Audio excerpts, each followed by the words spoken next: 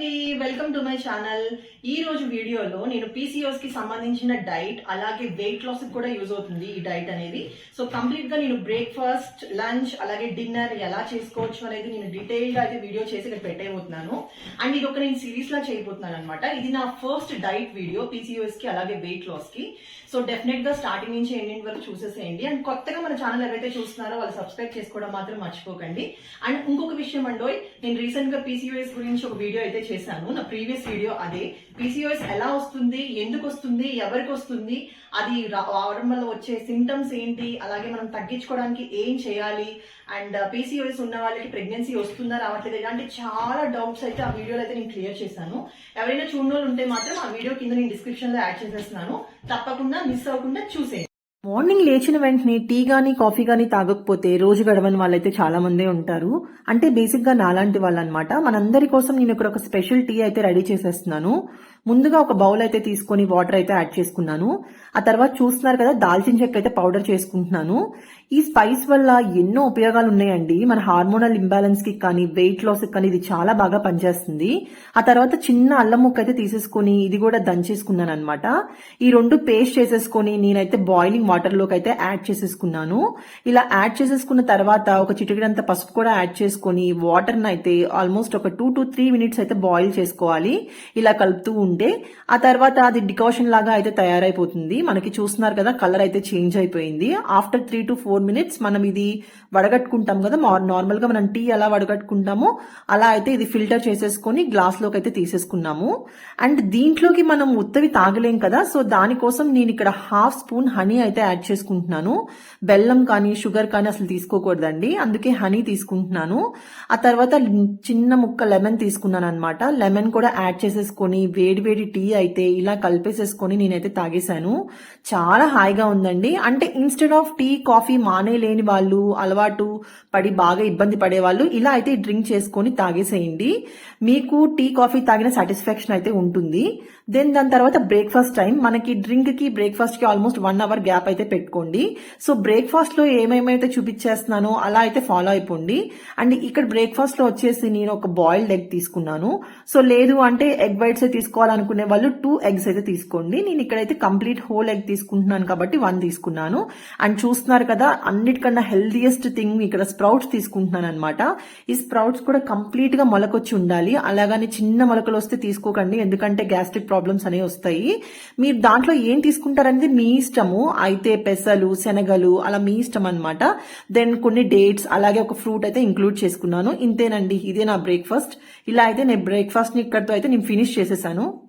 ఇప్పుడు lunch time అయితే అయిపోయింది. సో లంచ్ లో ఏం ప్రిపేర్ చేస్తాను అనేది చూసేయండి. మెయిన్ గా నేను లంచ్ లో సలాడ్ అయితే తీసుకుంటున్నాను. ఇక్కడ వెజిటబుల్ సలాడ్ అన్నమాట. అది ఎలా చేస్తాను ఏంటి అనేది చూసేద్దాము. సో చూస్తున్నారు కదా, అంటే ఇవి నేను తినగలిగే వెజిటబుల్స్ అన్నమాట, రా లాగా. అందుకని ఈ వెజిటబుల్స్ మాత్రమే నేను చూస్ చేసుకున్నాను. సో క్యాప్సికమ్, టొమాటో, క్యారెట్, కీరా ఇవైతే నార్మల్ గా కట్ చేసుకుంటాను. దెన్ ఇక్కడ చూస్తున్నారు కదా, కొన్ని ఫ్రెంచ్ బీన్స్, అలాగే స్వీట్ కార్న్, అండ్ దెన్ ఇవి వచ్చేసి బీన్స్ అంటారు అనమాట. సో ఈ రెడ్ కప్ లో ఉన్నవి ఇవి కూడా తీసుకుంటున్నాను. సో ఇలా మనము ఎలా సలాడ్ చేసుకుంటాం అనేది మన ఇష్టము. మనం ఏం వెజిటబుల్స్ తీసుకుంటాం అనేది కూడా మన ఇష్టం అనమాట, మన చాయిస్. కానీ ఏంటంటే మనకి తింటే సలాడ్ చాలా టేస్టీగా ఉండాలి, మళ్ళీ చేసుకోవాలి అనిపించాలి. సో అలా ఉండే విధంగా చూసుకోండి. సో చాలా మంది బ్రాక్లీ, అలాగే క్యాబేజ్, లెట్యూస్, అలాగే స్పినాచ్, ఇంకా చాలా టైప్స్ ఆఫ్ వెజిటబుల్స్ అయితే యాడ్ చేసుకుంటారు. బట్ అవన్నీ నేను తినలేను. సో నాకు కన్వీనియంట్ గా ఉన్నాయే నేను తీసుకుంటున్నాను.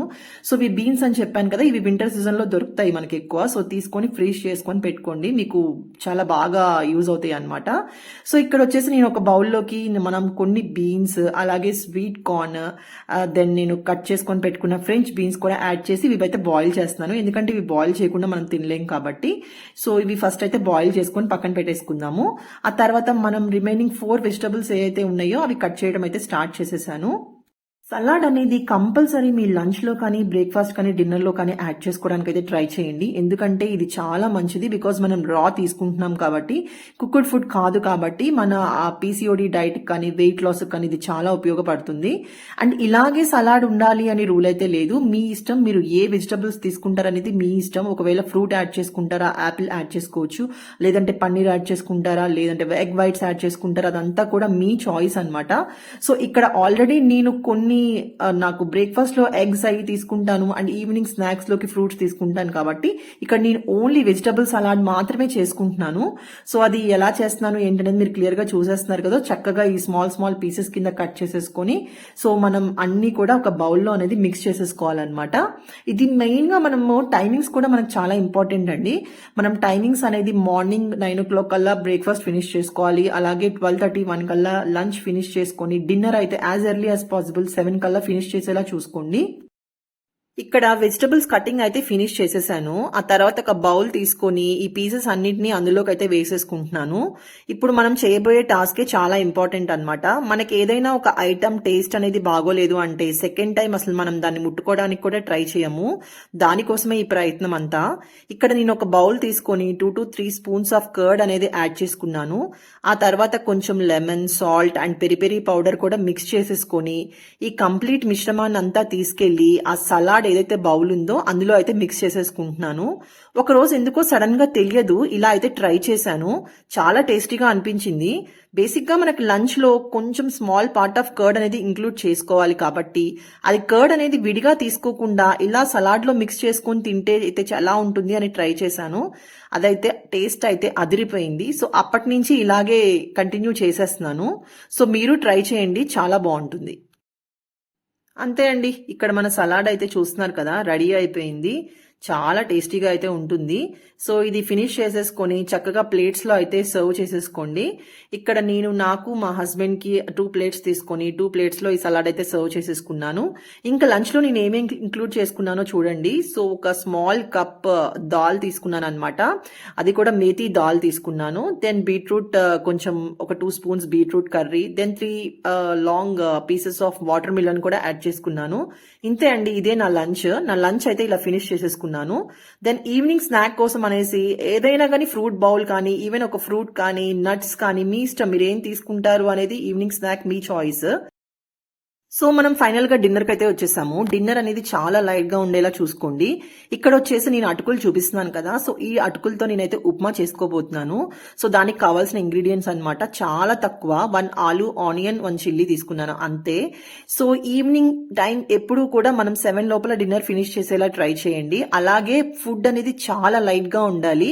సో అందువల్ల నేను ఎప్పుడు కూడా ఉప్మాస్ ఎక్కువగా ప్రిఫర్ చేస్తూ ఉంటాను. ఇదే కాదు, లైక్ బొంబాయి రవ్వ ఉప్మా, గోధుమ రవ్వ ఉప్మా, అటుకులు ఉప్మా, ఓట్స్ ఉప్మా, ఇలా డిఫరెంట్ ఉప్మాస్ అయితే చేసుకుంటూ ఉంటాను. చాలా మందికి ఉప్మా ఇష్టం ఉండదు, బట్ తప్పదన్నమాట. మనం కొన్ని కావాలంటే కొన్ని చేయక తప్పదు కాబట్టి సో ఇలా ఒక చిన్న బౌల్లోకి క్వాంటిటీ అనేది పెట్టుకోండి, ఒకే బౌల్. సో మీ ఇష్టమైన కర్రీతో కానీ లేదంటే చట్నీతో కానీ ఈవెన్ లెమన్ తో కానీ, నాకు లెమన్ తో చాలా ఇష్టం అన్నమాట, ఇట్లా తీసేసుకోండి.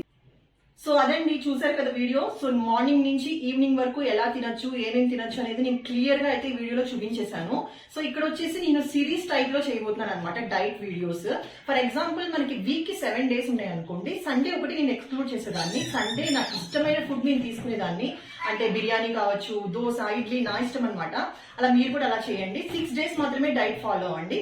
ఆ 6 days కూడా ఏంటంటే మనం ఒకటే టైప్ ఆఫ్ ఫుడ్ తిన్నాం అనుకోండి, మనకు బోర్ కొడుతుంది, మన టేస్ట్ బడ్స్ ఫీల్ అవుతుంది అనమాట, మనకి ఇరిటేషన్ వస్తుంది ఫుడ్ మీద. అలా రాకుండా ఉండడానికి సో ఒక్కొక్క రోజు డిఫరెంట్ ప్యాటర్న్స్ లో మనం ఫుడ్ తినేలాగా, హెల్దీ ఫుడ్ తీసుకునేలాగా మనం ట్రై చేయాలి. సో అందువల్ల నేనైతే ఇది సిరీస్ లాగా స్టార్ట్ చేశాను అనమాట.